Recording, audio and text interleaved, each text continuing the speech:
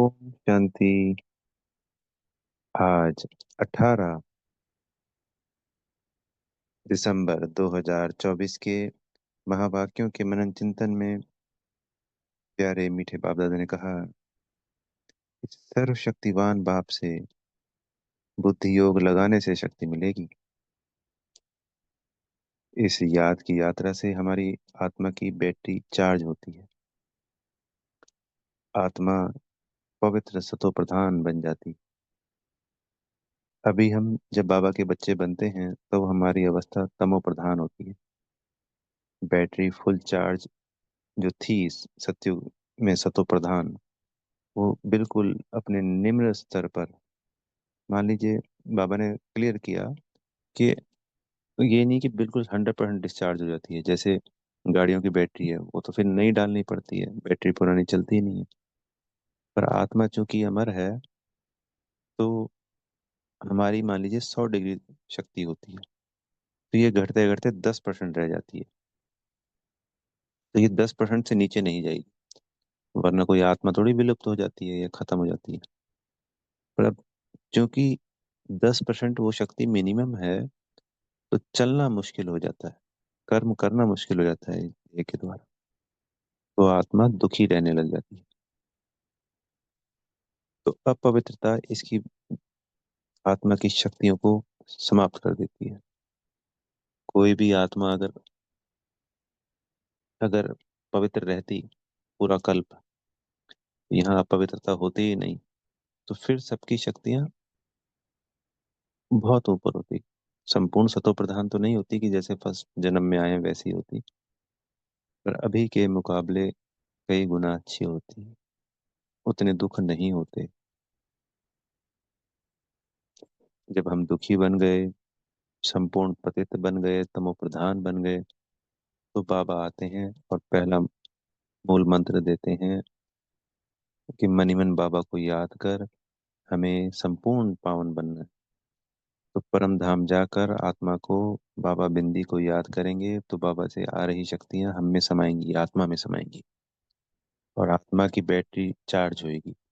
जैसे वो बैटरी भी तो अल्टरनेटेड से या घर वाली बैटरियां चार्जर से चार्ज होती है ना, तो वहां से शक्ति आती है, चार्ज होती है। ऐसे ही हमारे को हमारे बाबा से शक्तियां मिलती हैं, और हम आत्मा रूपी बैटरी चार्ज होती चली जाती है। 10% से बढ़ते बढ़ते ये 100% हो जाएंगी। तो जिनकी 100% चार्ज हो जाती है, वो अशतन, फिर 108, फिर 16,000 नंबरवार बनते जाते हैं।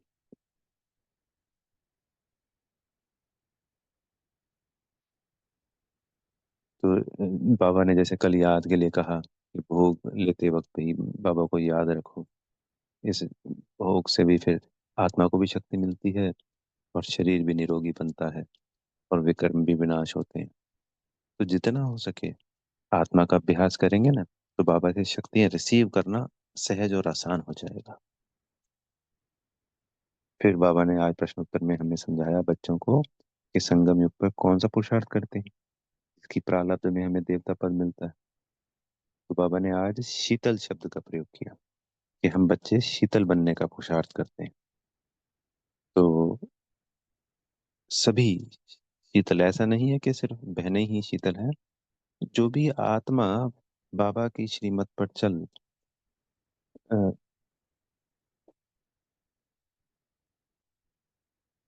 अपनी कर्मेंद्रियों को इस योग बल से, इसकी तपत को समाप्त कर, जब हम विकारों में होते हैं, ये सभी जितने भी विकार हैं, ये तपत बढ़ाते हैं, अग्नि को बढ़ाते हैं।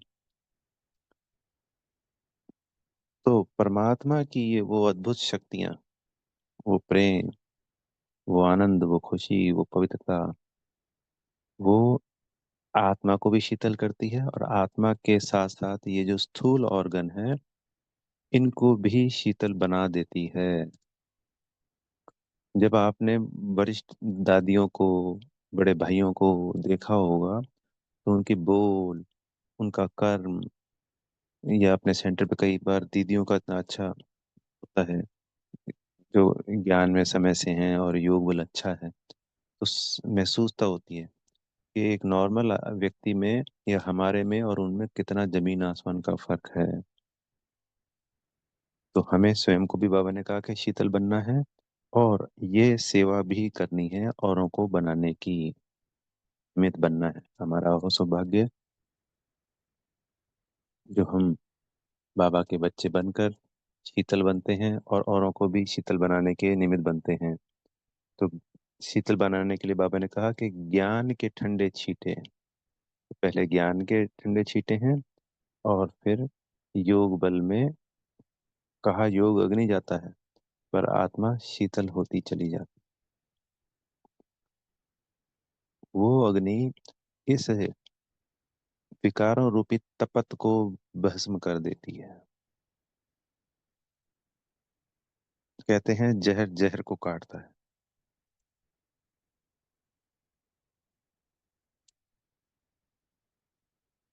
तो हम सबको शीतल भी बनना है और औरों को भी बनाना है।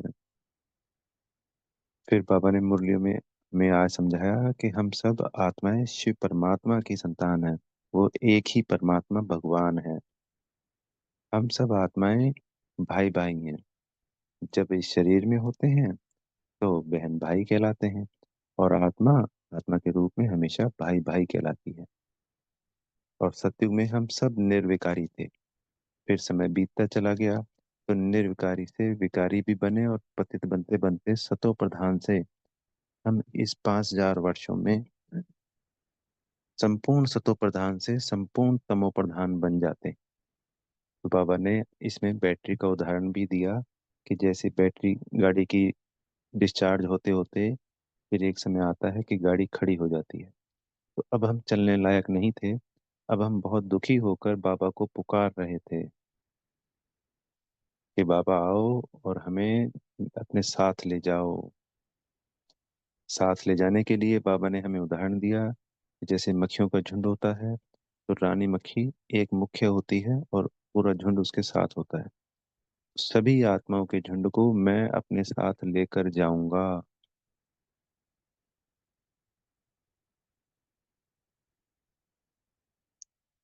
मैं आया ही हूँ तुम सबको अपने साथ ले जाने, क्योंकि तुम हो गए हो कमजोर। अब तुम कहीं जाने आने लायक नहीं रहे हो।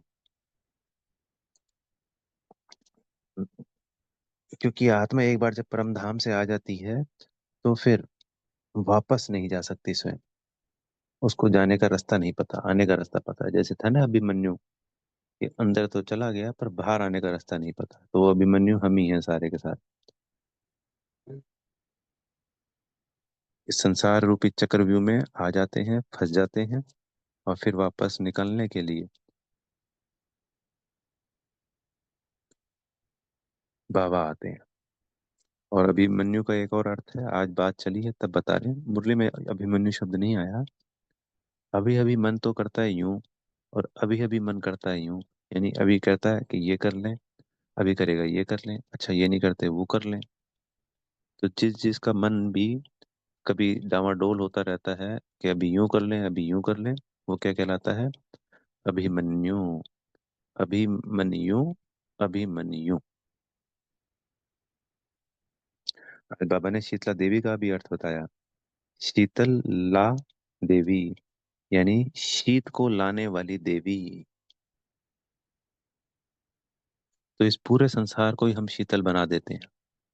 शीत कहाँ पे है? वो परम धाम में बैठा हमारा बाबा। वो हम देवियों, आत्मा रूपी देवियां, उस शीत को ला करके हमारे स्वयं की तपत को समाप्त करते हैं। बेहद की सभी आत्मा बच्चों की तपत को समाप्त करते हैं। बेहद की वायुमंडल 5 जड़ तत्वों की तपत को समाप्त कर इस पूरी पृथ्वी सृष्टि को शीतल बना देते हैं। इसलिए हम सब हैं शीतल ला देवी, शीतल लाने वाली देवी। और बाबा ने आज ये क्लियर किया कि मेरा कोई तन नहीं होता। मैं तुम बच्चों की तरह जन्म मरण में नहीं आता, ना सत्युग की तरह जन्म लेता हूँ, और ना कलयुगी रूपी विकारों से जन्म लेता हूँ। मेरा सिर्फ अवतरण होता है जब ब्रह्मा बाबा 60 साल के हो जाते हैं, तो इनके तन में आकर के मैं आपको यह ज्ञान देता हूँ, वरना यह ज्ञान कैसे सुनाऊं। तो जब हम बच्चों को ज्ञान देने के निमित्त बनते हैं तो इन पॉइंटों को याद रखना है। क्योंकि जब हम निराकार की बात करते हैं तो प्रश्न पूछेगा सामने वाला, भाई निराकार है तो ये ज्ञान कैसे मिला। फिर कई समझ लेते हैं जैसे, और संस्थाओं में बाबा होते हैं वही गुरु होते हैं सबसे बड़े, तो ब्रह्मा बाबा को गुरु समझ लेते हैं, या ये समझ लेते हैं ये भगवान ब्रह्मा बाबा को कह रहे हैं। तो ये पॉइंट हमें क्लियर करने होते हैं कि हम इनको भगवान नहीं कह रहे हैं। बाबा ने क्लियर किया कि जो सूक्ष्म वतनवासी हैं, ब्रह्मा, विष्णु, शंकर, वो भी भगवान भगवती। भगवान तो सिर्फ मैं एक ही हूँ, वो भी देवी देवता है, बेसिकली तो देवता ही है तीनों। शंकर का क्लियर किया कि ऐसे कोई शंकर है नहीं कि भाई गले में सांप है, क्योंकि ब्रह्मा बाबा तो ब्रह्मा हो ही गए। विष्णु स्वरूप लक्ष्मी नारायण के स्वरूप को विष्णु स्वरूप कहा गया, सूक्ष्म तन में उनका सूक्ष्म चोला हो गया। जब हम संपूर्ण पावन बनेंगे, लक्ष्मी नारायण बनेंगे, पर शंकर रूपी तो कोई ऐसी है ही नहीं।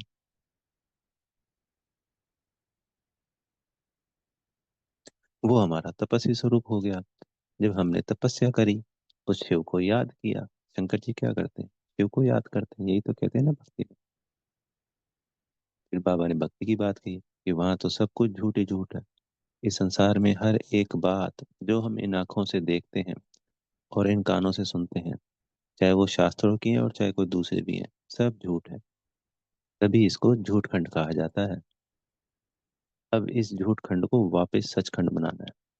और जब मैं आकर, बाबा बोले आज कि मैं आकर यह ज्ञान सुनाता हूँ, तो लोग इसको झूठ समझ लेते हैं। क्योंकि एक झूठ को जब 100 बार बोला जाता है तो वो सच हो जाता है। हम तो पिछले 2500 सालों से झूठ बोल रहे हैं। और फिर बाबा ने आज बहुत सर्वव्यापी वाली बात कही कि तुमने मेरी बहुत गलानी करी बच्चे, तभी तुम्हारी ये हालत हो गई।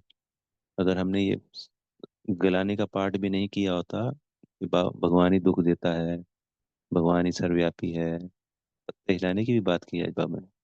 कि कोई कहते हैं भाई संसार के लोग कि बाबा पत्ता पत्ता मतलब परमात्मा पत्ता पत्ता हिलाते हैं। सोचने वाली बात है, भगवान क्या फ्री है क्या जो पत्ते हिलाएंगे। संसार के लोग कहीं पे भी कोई बुद्धि लगाते नहीं। क्यों? क्योंकि बुद्धि भी तमो प्रधान हो गई है। हमारे से अच्छी बुद्धि हम कहते हैं ना अंग्रेजों की है, और बाबा भी कहते हैं, तो उनकी अवस्था थोड़ी रजोगुणी है, या तमो कह सकते हैं। हम हैं तमो प्रधान, सबसे ज्यादा तमो प्रधान हम ही बनते हैं। तो ये सर्वव्यापी का पाठ हमने ही उनको पढ़ा दिया।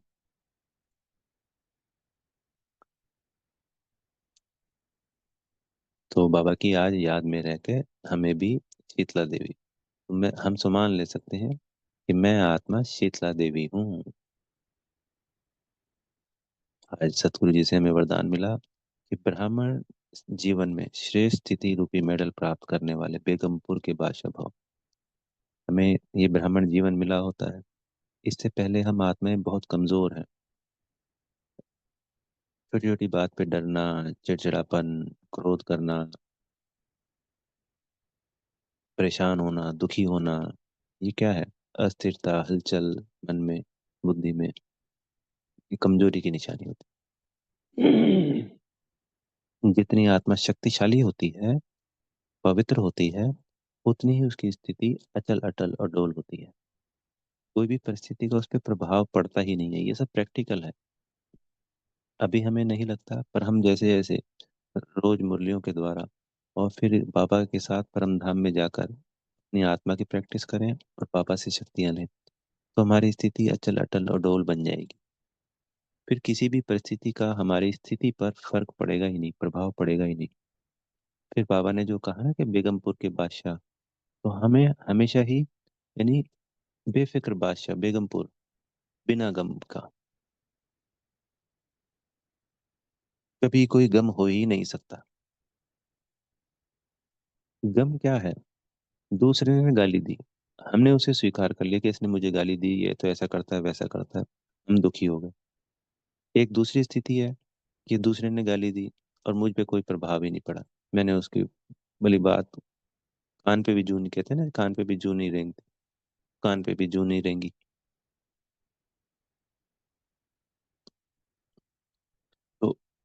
मेरी स्थिति क्या रही?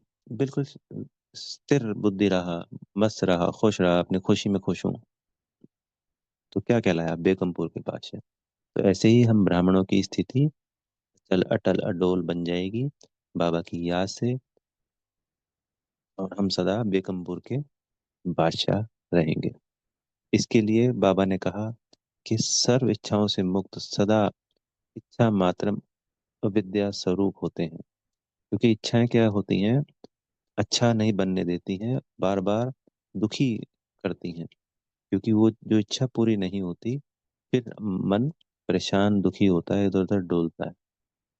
तो फिर हम बेवकूफ के बेफिक्र बादशाह नहीं रह पाते। जब इच्छा ही नहीं होगी तो हमेशा खुशियां ही खुशियां होंगी, स्थिति हमेशा शक्तिशाली हुई। ध्यान रखना है अपनी इच्छाओं को धीरे धीरे कम करते करते समाप्त कर देना। ये होगी तभी जब ज्ञान योग से हमें शक्तियां मिलेंगी। पर हमें खुद पे भी अटेंशन देना है कि बहुत सारे खाने पीने की इच्छा, कपड़ों की इच्छा, या जो भी संसार की इच्छाएं होती हैं वो नहीं पालनी। दूसरे से एक्सपेक्टेशंस, ये भी इच्छा।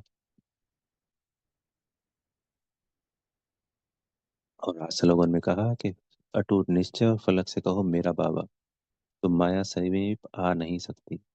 तो आज पूरे दिन में मैं शीतला देवी सुमान हो गया हमारा, और मेरा बाबा बस मनी मन ये फलक से निश्चय बुद्धि के साथ कहते रहेंगे, अटूट निश्चय के साथ याद रखेंगे, मेरा बाबा, मेरा बाबा।